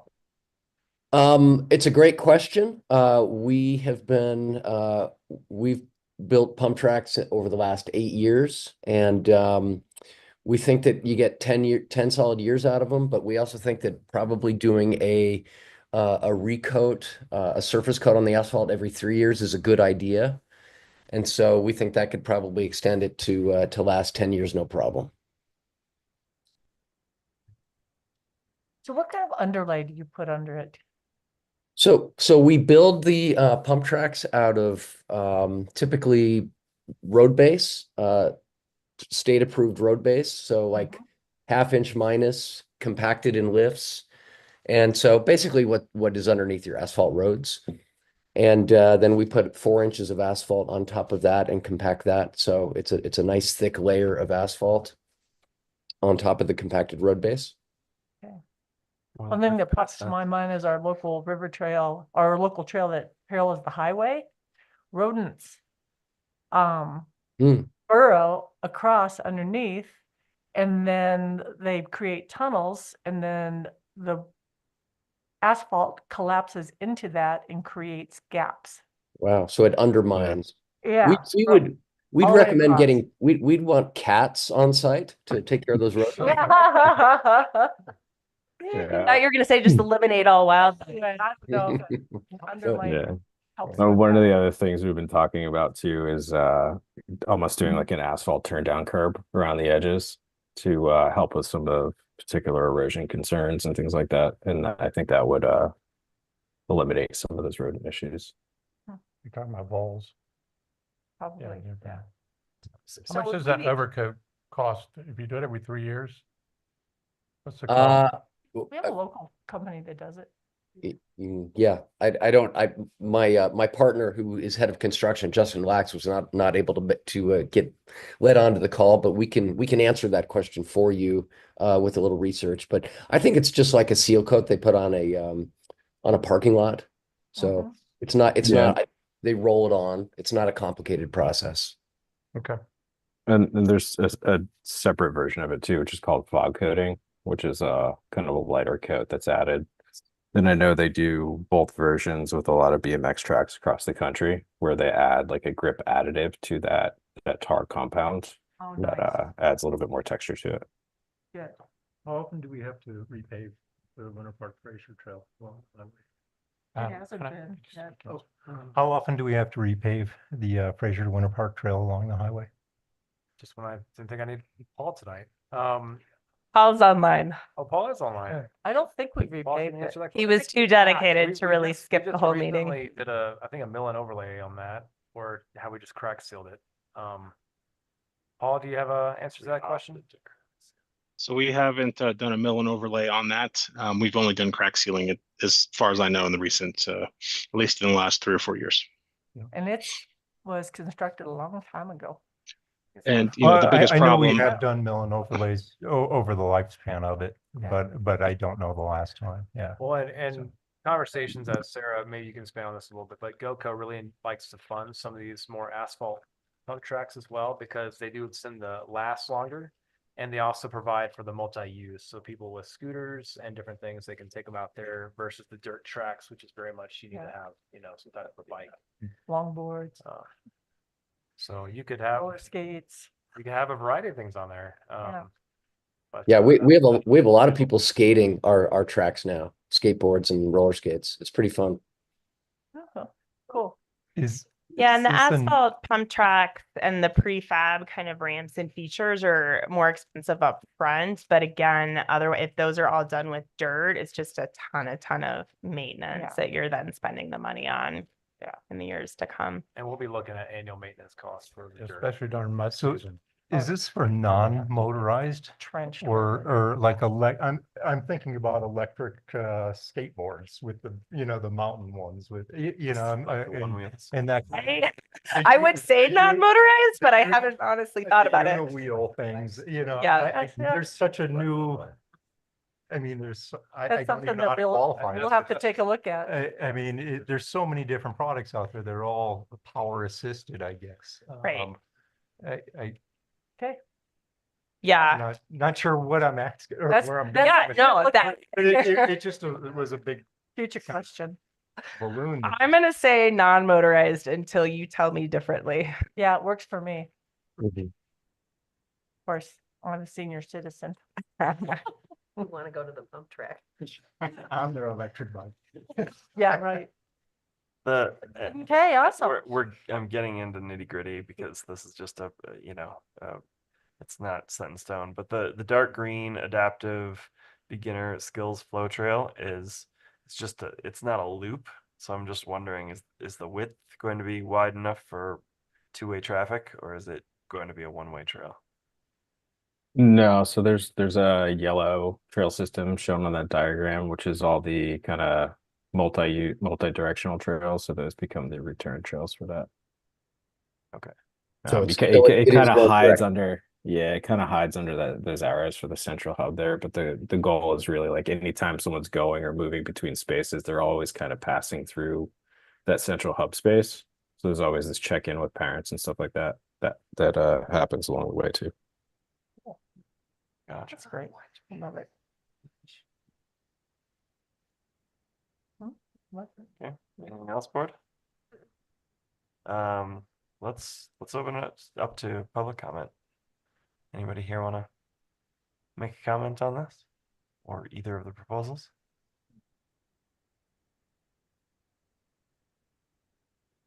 I don't have a lot to say, but Just let us know your name and if yeah, you live in the Elliot township. Leslie, I live just outside of actual Fraser, but essentially Fraser. So I've been kind of part of the, I don't know, the planning committee or whatever, like basically since Sarah brought this up, which probably close to 2 years ago. So first of all, I really admire like Sarah's effort that she put into this, and I think it's probably safe to say this turned into a way bigger project than what you thought in the beginning. So I think it's really been cool just to see, your engagement with the community and, not just me, but the Fraser Valley Bike Coalition and doing the survey and being responsive to what people want and, kind of stepping up the project to really put something cool together like what we're talking about now, instead of just sort of checking the box and doing something very basic just to say that we did it. Yeah. So yeah, I think that everything Sarah said, I was part of the bid proposal meeting. I feel the same way that I think both companies are very qualified. I don't necessarily think that like just having experience is the only factor.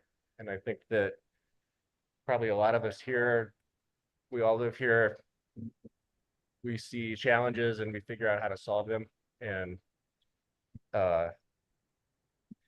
having less of a cookie cutter approach, I think sometimes gets you a better result to come at it and like really step up to the challenge instead of just saying like, oh, well, we've done this X number of times, therefore this is what we do. And I really like just the vibe of the Avid Trails guys. Seemed a lot more personable, a lot more creative, and just seemed to really kind of fit the whole Fraser like mentality, instead of just being this big like almost like assembly line kind of production. Awesome. So that's what I've got to say. Nice. Thanks. Thank you. Thank you. Appreciate it. So I'm Craig Doherty. I also live just outside the town limits, just up the hill. So I am one of the coaches for the high school mountain bike team, the Middle Park mountain bike team. And I just think this would be an amazing thing to fill the kind of a gap that we have in our skills development progression that we have in town. So, we have the bike park up the road, and that's an incredible resource, but some of that stuff is huge and it's scary.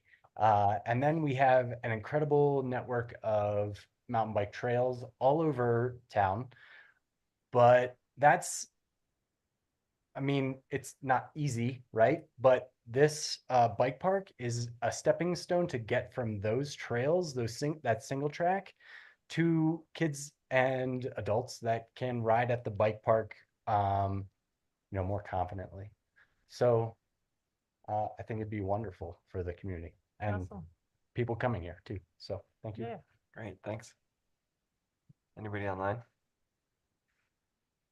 Exciting. Okay. And I'll just add, I didn't mean to shortchange Avid's experience. If you look at the bid they submitted, they've done a lot of really cool bike parks. And all the references that I talked to raved about their work, not just with bike parks, but with local bike trails and other things in the area and just parks in general. And I do want to also take the opportunity just to give a shout out to all of our partners on this, having HTA in the Rec District and Trestle and Skinny Traffic Trails, and the Mountain Bike Alliance, having them all involved, I think has been a huge part in making sure this is successful and meets what the community really wants and needs. And I've repeatedly been told by CDOT and GoCo that is something that really stands out about this project, is having that level of community engagement and partnership around this effort. So I want to make a motion. Yeah, well, first of all, I do want to thank everyone that was involved. And I think that's especially you, Sarah, heading it up, but getting everyone from the community involved and coming up with a great product. So thanks, guys. Appreciate it. If somebody else really wants this motion, they can have it. Go for it, Kate. Okay, I'd like to make a motion to approve resolution 2024-1203, authorizing bike park construction contract with Avid Trails. I'll second. Any further discussion? All in favor? Aye. Aye. Any opposed? Great. Congratulations, Avid. We look forward to working with you guys. And I'll make the second motion to approve resolution 2024-1204, supporting the Great Outdoors Colorado grant application for the Fraser Bike Park. I'll second that. Any further discussion? All in favor? Aye. Any opposed? Okay, motion's carry. Thanks, everybody. This is gonna be Yay. great. Yeah, thank you all. It's exciting. It's exciting stuff. Good work. Good work, Sarah. Okay. Sarah's gonna stay up there and talk about resolution 2024-1205, Fraser Downtown Development Authority Intergovernmental Agreement. yes, so this resolution is authorizing the town manager to enter into an intergovernmental agreement with the Fraser Downtown Development Authority. The DDA has approved this IGA on their end. It is very much the same IGA that was brought forward to you a few months back for the remainder of 2024. The only change is that in 2024, they asked for the $30,000 in seed money, and this is not asking for any additional funding. It is asking for the ongoing kind of staff support and services that the town provides. So namely, that is my role as an interim executive director. It is support of the clerk's office and helping with the minutes and the documents if they were to get any Cora requests, things like that. As they don't have too much money yet, I don't think it's too much of Lori's time, but Lori Waters would be the other person there that's lending support in terms of having them within the town budget and overseeing that. Otherwise, it's town, space and just kind of basic office services and things like that. This would extend for another year through 2025 with the option to renew and or modify it as need be moving forward. I know the conversations come up about kind of what exactly that looks like in terms of staff time. I feel like up until now has not been a good representation or a good way to gauge, because there has been a lot of work involved in getting it up and running and working through the plan of development, especially in such a condensed time period and the budget and just kind of all the initial formation. Moving forward, I would anticipate that it would be about 10 to 15% of my time for the year to come, just depending on the time of year and kind of what's going on. But by the end of next year, we'd have a better assessment moving forward of what that staff time really looks like, both for my time as well as, you know, the clerks work with it and the finance director. So happy to answer any questions.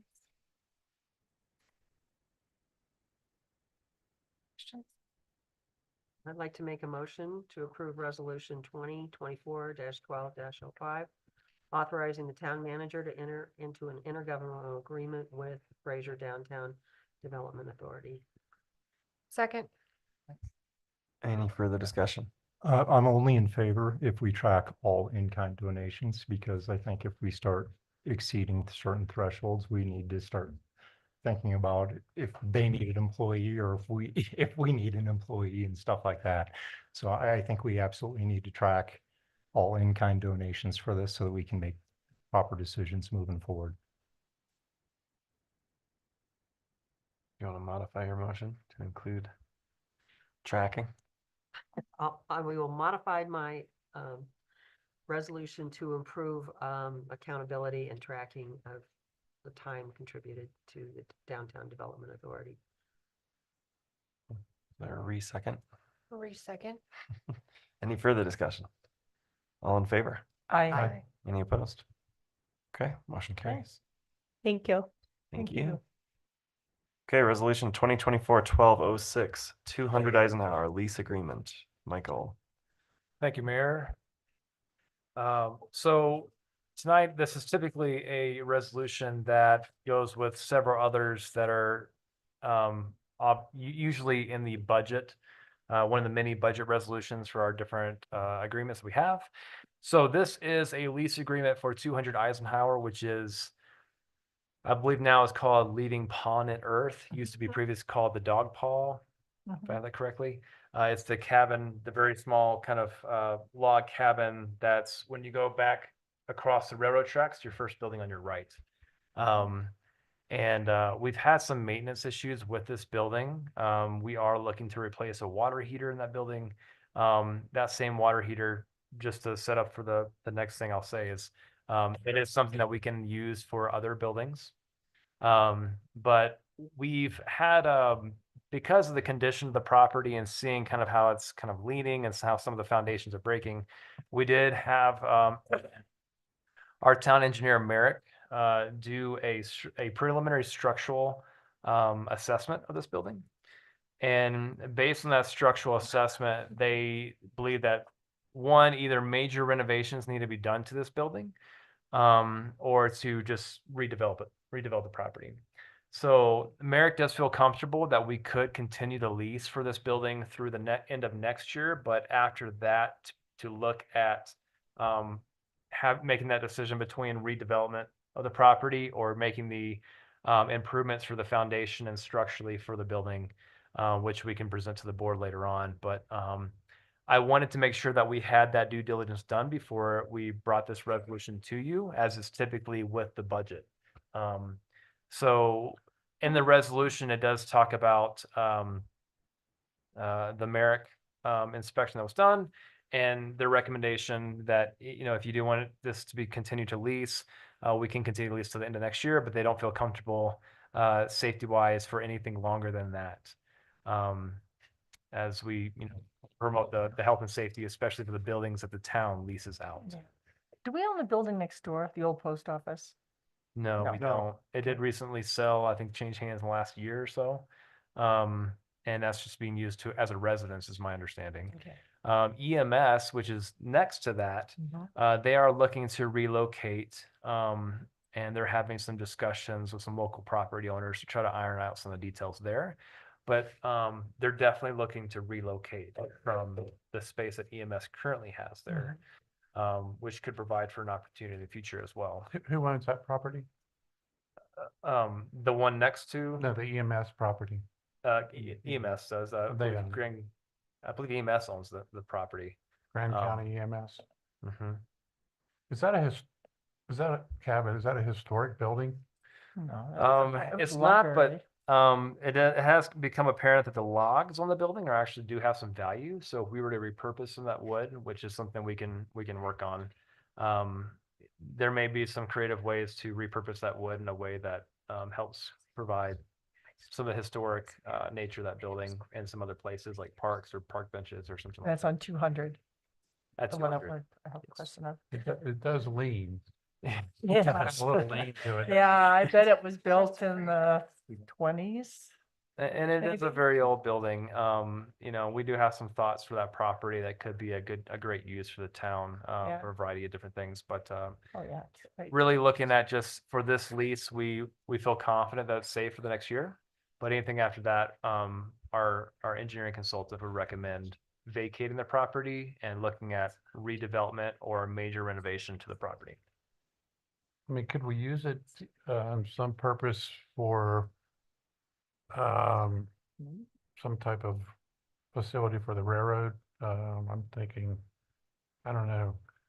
I went in a little waiting room the other day. It just has a bathroom and just a little waiting room. That's it. That is a railroad station. Mhm. Is that, I mean, I don't know. I'm just sort of thinking out loud, but Yeah. I if think we tore that building down and put something, usable that people could, gather and maybe, some type of commercial concessions or something. I mean, that's got great potential. yeah, It's right there. But We've- right now, let's rent it for the year. Run it for one more year, and then maybe when we do a board retreat in the next, 6 months, we could kind of discuss Yeah. what we want to do with that property. Yeah, yeah. It sounds like staff's got some ideas. okay. Okay. We need resolution. Yes, there is a Yes. resolution. It's up every bottom of the page. Make a motion to approve resolution 2024-1206, the 200 Eisenhower lease agreement. Second. Any further discussion? All in favor? Aye. Any opposed? Motion carries. Okay. Resolution 2024-1207 MOU with Fraser River Valley Lions Club Drop Hunger Fundraiser. No brainer. So this is coming before you guys. The Drop Hunger is the refrigerator that was on the Lions or the Fraser ponds, the Safeway ponds. That the Mountain Family Center has done the last several years as a fundraiser. That was written that they were able to do that in perpetuity. They are no longer interested in managing that event. And the Fraser Valley Lions Club would now like to take that over and put something on the ice. They do not want to do a refrigerator. They're not sure exactly what that item is going to be.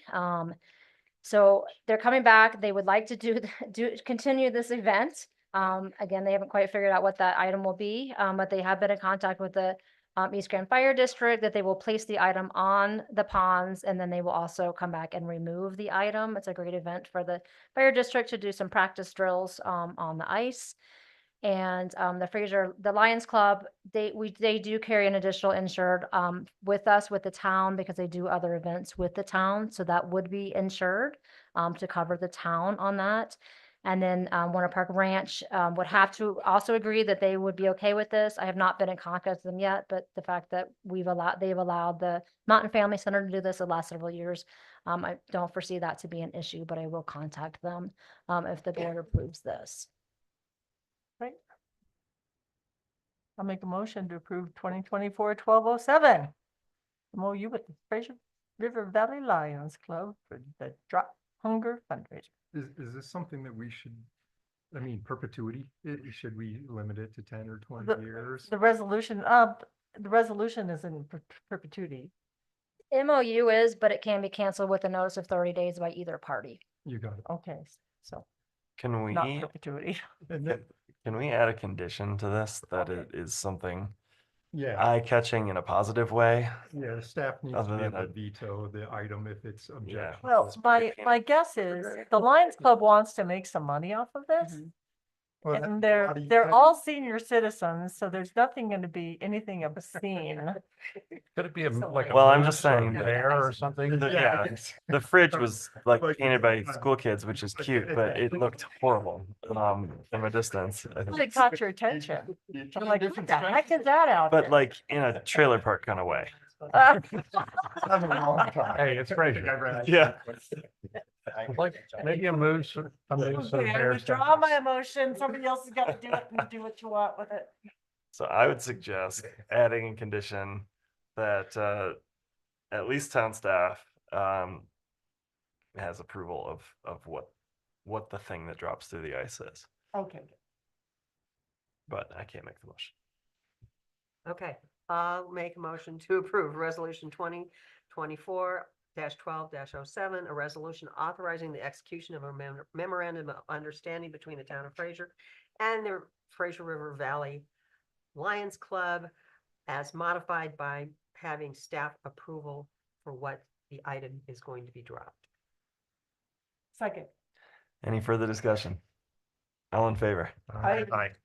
Any opposed? I Alright. will mention, I forgot to first say this, That's not me. that the Lions Club was late to the game on this, and they're not sure if they will be able to do this year, but they did want to go ahead and get this in place. If they're not able to do it this year, that they would start next year. Okay. That's great. Yeah, no What are they hydrocarbons, no Sasquatch, no gas tanks going in. I guess we'll put free on it over there. All right. We are moving on to updates. Board, do you have any updates?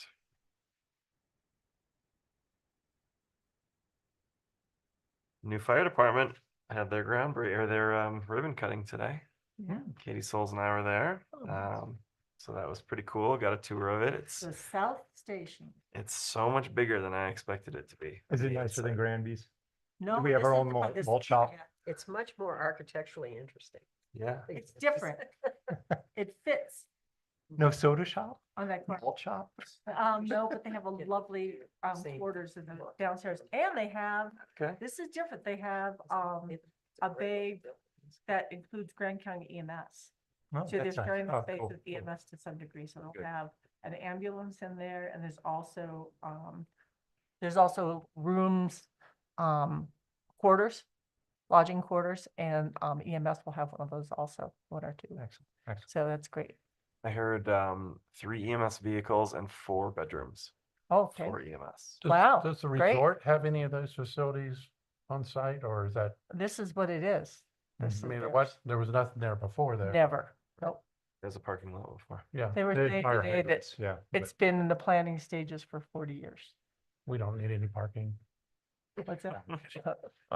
Yeah. They keep cannibalizing the parking lots, you know. Yeah, well, yeah, public safety. There is And this was committed a long time ago for this use. within the lease agreement with the city of Denver, the resort cannot take away any parking to build additional whatever they want. So they have to have a net zero. If they want to build somewhere, they have to build a parking structure somewhere else. So So they haven't done that. They built all those. Well, they I put believe that Eli- this land, I believe that land is owned by Town of Winter Park or something like that. What about the housing that they built? Didn't that took away another big parking lot? G-Lot took care of it. across the Yeah. street, yeah. Interesting. I didn't know that. Yeah, so that's Okay. why within the Winter Park Unlocked, the first thing they're gonna build is this parking structure in the vintage lot, so that they're net positive, and then Yeah. they can take away somewhere else. That's pretty cool. So there's the South Station, there's the one here in town, then there's Tabernash, and then there's the shared station up on the top of the hill by the Y. And so we've got really good protection at this in our county at this end. Great.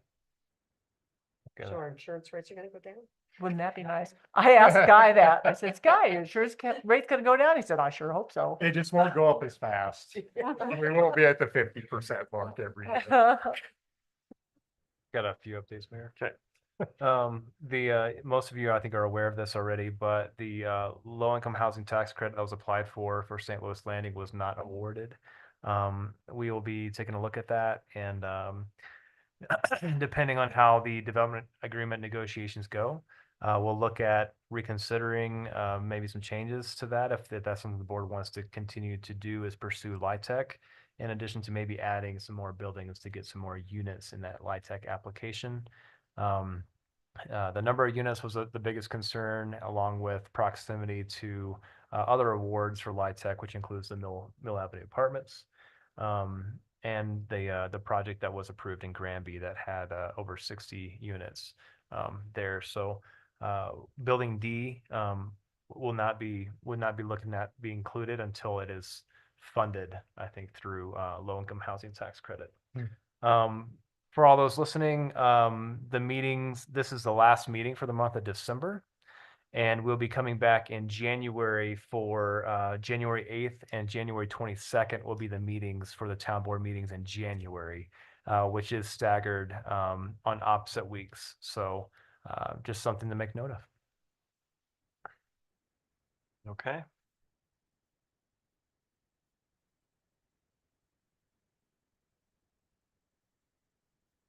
I'd like to make a motion to enter into 2 executive sessions. The first executive session is for the purposes of determining positions relative to the matters that may be subject to negotiations, developing strategies for negotiations, and or instructing negotiators under CRS section 24-6-402 paren 4, property discussion, including the town manager, Michael Brock. The second executive session for the discussion of a personnel matter under CRS section 24-6-402 parens 4 parens F parens I, and not involving for any specific employees who have requested discussion in the matter of an open session regarding town manager's contract, including town manager Michael Brock. Do these need to be, are these going to be recorded? They will be recorded because there will not be an attorney present. Okay. And then we will come back out of this executive session and to take action on the last item. Okay, second. Further discussion? All in favor? Aye. Any opposed? Okay, let's take a couple minute break.